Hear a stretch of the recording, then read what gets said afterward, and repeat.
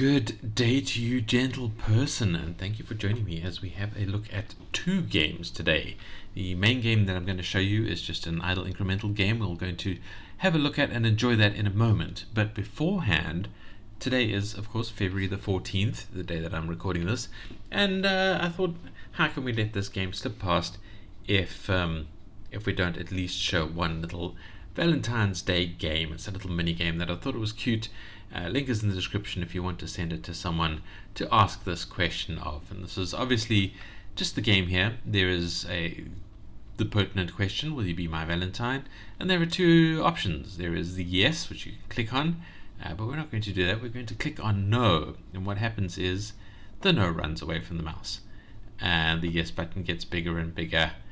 And yeah, that's basically the game in a nutshell. And then when you do eventually click on yes, it plays nice music and pops up this little image here. I don't think the image appears in quite the right place and things like that, but yeah, I don't think it's meant to be a very serious game, but I thought it was cute and enjoyable. And now the music is loud, so what we're going to do is we're going to close that. And I'm going to say go and check that out if you so wish, but meanwhile we are going to look at the main game of today, which is RAKE, R-A-K-E, by Tidepool Games. And yeah, I'm going to show off a fair bit of the gameplay, and then I am going to critique it a bit after that. So yeah, I think there is plenty to look forward to in this video. Hopefully it won't take too long. Before we jump in, let's have a look at the settings. Yeah, regular quality of life stuff. Let's maximize the screen a bit. There's a save and exit and a new run and all of that kind of stuff. Yep, perfectly good settings page, so no issues there. But let's click on play and we'll have a look at what the game is actually about. So, for like many idle incrementals, we are taken to the upgrade menu first. This is one of those games where you play in very short bursts of time to try and collect as many resources as possible, and then spend those resources here. But what are we collecting? That is, we seem to be a little robot that has been, or at least controlling a little robot that is on this area, the planets or something like that, where salvageable materials are being dumped. So like a trash pile, sort of a trash planet as it were. And we can collect those materials and make some money from them, and then use the money to upgrade ourselves and do it even better. So let's have a look at it and go salvage. So this is us, we are this little robot, and we can tell him where to go, for example towards that little bit of trash there, and we can pick up the trash and we get some money for that. Then we move to the next one, pick up the trash. As you can see in the top center, we have a very limited amount of time to do this. And we picked up 3 pieces of trash and we got $3 for that. And now we can go to the upgrade menu. And what we can do is increase the amount of money we get from those kinds of waste piles. That's domestic waste. There are different kinds of piles that we'll see later, but we can go pick those up. And what I am going to do is I'm going to just turn down the music a little bit because it is quite loud in my ears. I think that might be a little bit low. You guys might not be able to hear it anymore. Anyway, let us do that. And as you can see, we have unlocked bits of menu. We can have a revenue multiplier for all collected scrap for all of our bots. We get different kinds of bots eventually, actually just a couple in this particular game, because this is just a demo. The full thing is wishlistable on Steam and all of that kind of stuff. We have just a straight upgrade from waste. We can spend more time doing things, so boost out the time limit a little bit. We can move a little bit faster, and we can make it so more scrap appears each round, but we don't have the money for any of those, so let's go and do some more salvaging. Now there's a little sort of thing in the way there. As you can see, we're fairly slow. It takes us time to collect trash. I don't think we're going to get that one in time. No, we didn't. Anyway, we've made $8. We can upgrade it. Let's give ourselves a bit more time to do the stuff in, and seeing as we can afford it, let's make ourselves move a little bit faster. There's also a turn faster button. There's make the collection a little bit quicker. So there's quite a serious upgrade tree that we can work our way through. Let's pick this up here. Get this. Get that. You kind of have to override the bots sort of planned path sometimes, because it doesn't have the most efficient pathway to start off with, and you can get an upgrade a bit later that makes them pick the pathway that'll get the most money. But yeah, we'll talk about that when we get a little bit further in, so we can upgrade ourselves. Let's just make it so we get more money for stuff. I think that's the most efficient upgrade to start off with.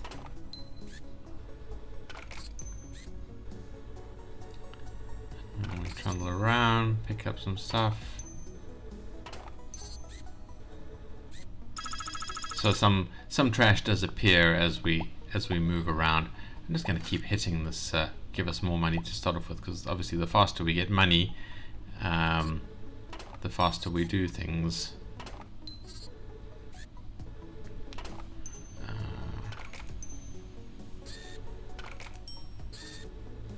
We're going to be able to get these guys.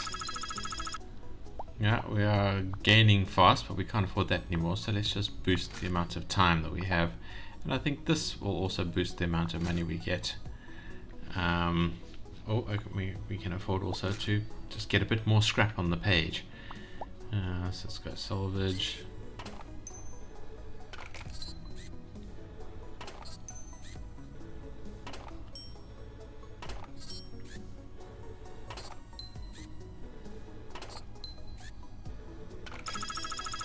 Yeah, that was a good one. Nearly $100 we made on that. What is this? 125. Alright, well, let's get this multiplier while we're about it. I think let's boost our time. We spend. Okay, so we've maxed that out now, so that's what happens. Now this is a well-designed upgrade menu, I will say. I've seen a lot of variants of these in the incremental games recently. This is a good one. It colors it in dark red, the stuff that is available but you can't buy yet because you don't have the money for it, but it is an active one. It colors it in the sort of yellow. This is a completed one. I like the menus that kind of grayed out more or something like that, or be green or something to show that you can actually buy it, but the yellow is fine. And then it makes it green when it's something that you can then purchase.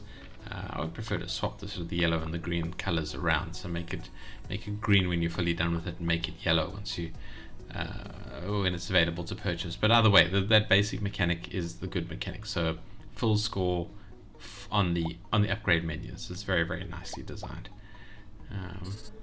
All right.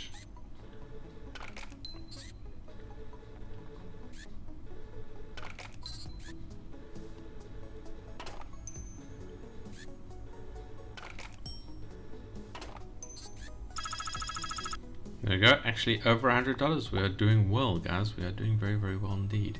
We can't afford either of these. They're on the plus 100 levels. Alright, well, let's try and move a little bit faster so we can actually max that out. And I think turn a little bit faster as well. Alright, so we've spent all our money there.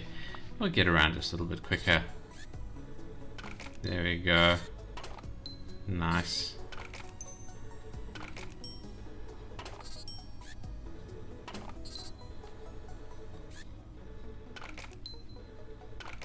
Actually moving faster than the trash there. Oh, nice. We got up to 150 there, so that made quite a difference. Alright, well, let's just buy straight ahead our increase the amount of money we get, because that is just a straight increase and just speeds things up.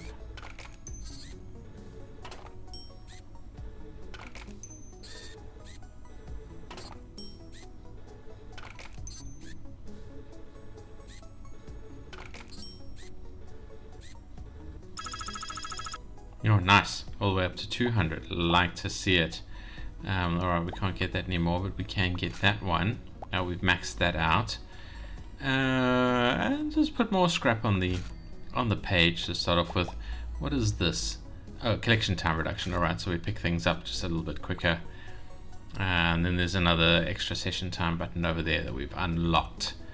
Alright, I'm not going to play too much more of this. I'm just going to try and show you how the flow works.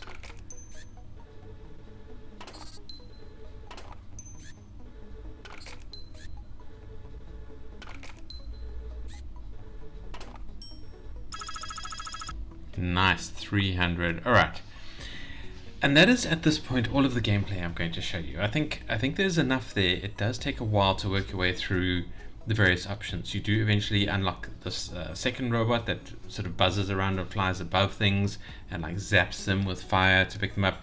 This little ability means that you have a chance to zap out a laser while you're picking up a piece of trash that then hits other nearby bits of trash. There's another one where you can turn that into a cooldown rather than a chance on events, so it'll always happen every kind of round, as it were. There's like an orbital laser that blasts down. And then the one upgrade that I'm going to talk about in the critique section that I really like is that you can make it so that the bot, if you leave him alone, starts driving himself and will just go and pick a piece of trash, pick the most valuable route towards getting that, and just goes and picks it up and just keeps doing that over and over again. So it becomes quite an idle game. So there's many upgrades. It's a fun little game. You can make the map bigger and all of that kind of stuff through upgrades and that. And it's a well-designed idle incremental game. I do heartily recommend it. So the links to these two games are in the description. And if you're just here to see the games, thank you for watching. I hope these are interesting. I hope you go and play them. Don't forget to like or dislike if you liked or disliked the video. Don't forget to comment about why you liked or disliked the video. I do like to listen to the comments. I find them interesting, and especially if it's a nice comment, it gives me a nice vibe for the day. So yeah, try and be nice in the comments. And don't forget to hit the subscribe button if you want to see more indie games reviewed, because that's what we do around here. There's some other videos coming out soon. I'm going to talk about AI and stuff like that. But yeah, 99% of the stuff will just be looking at indie games and talking about them. So yeah, hit that subscribe button if that interests you, and thank you for watching, and I hope to see you in the next video. If you are here for the critiques, well, okay, so starting at the beginning, we have gone through the UI. The UI is pretty good, has quality of life controls and things like that. You can click the new run button to start from the beginning. Volume controls, great, perfect UI. I like it. It sort of fits the theming quite well. Really no arguments there. The sounds are fine. I'd like the sort of the trash processing sound to be a little more significant. It's just a little sort of quite clatter as you pick the thing up. I mean, it's not serious. It's just I felt a little bit like that was missing. Other than that, sounds all great. The music's not bad. It is fairly chilly. I prefer it a little bit more withdrawn, a little bit more lo-fi sort of quality effects and all that kind of stuff. But it's fine. It's perfectly good music to generally for a game of this kind of energy. But it doesn't really say robots picking up stuff, and I would like it a little more chilled out. Artwork, the game is pretty good looking. I have to admit, I don't really like the weird little square space that we are working on. Oh, should have been there. I mean, I get it. It's kind of how it is, but I don't know. I don't really like it per se in the way that it is. But it is perfectly functional for the gameplay mechanics. So looks wise, I think the bots are very cute. I think a lot of the designs and animations are really excellent, really make the game. But yeah, I just the gameplay map, I think, doesn't quite match the rest of the game's quality. I think that's why it bothers me a little bit. But I think it's perfectly functional for the game. So that's really just an observation rather than a critique. And that brings us, I think, to the gameplay. This is where my first issue is, and I want to make it clear that I'm talking about this from my perspective as like a single player. So this is not, from this point on, it's not really general critiques. It's not general recommendations. It's just me as a player. This is my understanding of the experience of the game. Is that I don't like the fact that it is a game where you click to tell the bot where to go. I personally would have much preferred it more if the bot was entirely automatic from the beginning, and all you were doing was kind of managing the bot. And then if you wanted something to do to interact with from the beginning, during the map stage, during the actual trash pickup stage, then give me a little laser or a little seemingly disconnected grabber mechanism or something like that. So the bot is doing the main collecting. I can also do a little bit of collecting or or do something to the trash to make it easier for the bot to collect it, or something like that. Something indirect rather than the direct picking up of the trash, and let the bot be doing it automatically. And all I'm doing really is managing the bot and upgrading the bot so it can do it faster and more efficiently. I don't like this mechanism of having to actually click to say bot go there. I don't think it's really fun or useful. I don't think it adds much to the game that I have to collect it. And later in the game, like I said, there is an upgrade that makes this automatic. I think the game should start there. I think the game should start with the idea of the bot is running around automatically. You're just the bot manager watching from some station somewhere. It makes the map design okay because you're not really directly observing the bot, you're just observing where the bot is busy. And then I would like slow it down a little bit so it takes more time for the bot to collect the stuff. Kind of slow the game's rate down a bit so it is more of an idle type game, but not fully all the way. It's still an interactive game, still a game that you're actually having to play hands on. But the kind of the game as it's presented is that there is this bot that's picking up trash, but then the idea that it is a bot picking up trash is kind of pulled away from a little bit because now you're having to directly control the bot. And modern robotics is all about, you don't have to control it, you just have to tell it what to do and it goes and does it. And to a certain degree we're doing that, we're just clicking to tell it what to do. But if the game takes us to the point where we don't even have to do that, we just start the round and the bot does its own thing by itself. I think that's a more interesting game. It's a more fun game. Make that a little bit slower, make that a little bit more, you kind of have to observe it and allow the bot to do it and kind of see what the bot's doing, and then add upgrades and things like that to make it happen better. It's a more comfortable incremental idle game. It is more enjoyable to play like that. And yes, it's changing the base game mechanics a bit, and I know a lot of people are a little reluctant because they're like, oh no, well now you're talking about a different game. It's like, yes, I think this game would be better if it was slightly different. Again, just my opinion, but it's kind of what we do here. I'm telling you my opinion on the games and showing you the games to say if you like the game based on the gameplay that I'm showing, you go and play it as it is now. But the second stages, I'm talking about the things that I personally, with my experience as a player, like and don't like about it. So yeah, take that as given, as granted. It's free advice that you can feel free to discard or ignore as you wish. Other than that, the gameplay feeling, I love it. I like games that are about cleaning up pollution. I think that's always a fantastic thing to make a game about. I like games that are about robots because I love robots and they fascinate me. And I think this is a cute game. So in itself, it's fine. I just think that the basic gameplay mechanic needs to be adjusted a little bit to make it a little bit more automated, pull the player back into a bit more of a management role than an active controlling role. I think that would make it a bit better. And then there is the question of engagement, of immersion, which is always my final bother. It's like we don't really know what's going on. We know we're a robot picking up trash. We don't know where we are. We don't know what's going on. Why are we doing this? Who's paying it for us? Where are we in the universe? What is the meta story here? And again, like I always say, don't shove that into the player's face. Don't make the player read through long intros and things like that.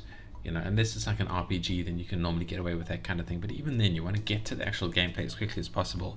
But you want a button somewhere on the page that says, here is the lore, here is the story behind it, here is what's going on in your game.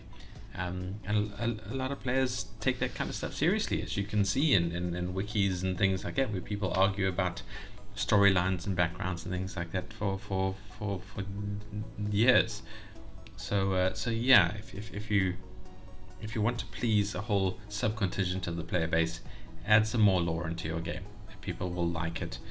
And like I've always said, even if you're not comfortable with writing that kind of stuff, if you have a community for your game, talk to them. They will provide you with it because you have fired up their imaginations. That's why there's a community for the game. Somebody there will write stuff for you for free, and you might just have to tidy it up a bit or whatever, depending on their writing quality. But there's content right there that people will love to contribute, and I do heartily recommend that. And yeah, that's it. That's all I have to say about the game. That's all I have to show about the game. I hope it was enjoyable. I hope the other game was cute and you will send that to someone you like. And I hope you have a fantastic day and a fantastic week and a fantastic year. Thank you for watching, and I hope to see you in the next video. Goodbye.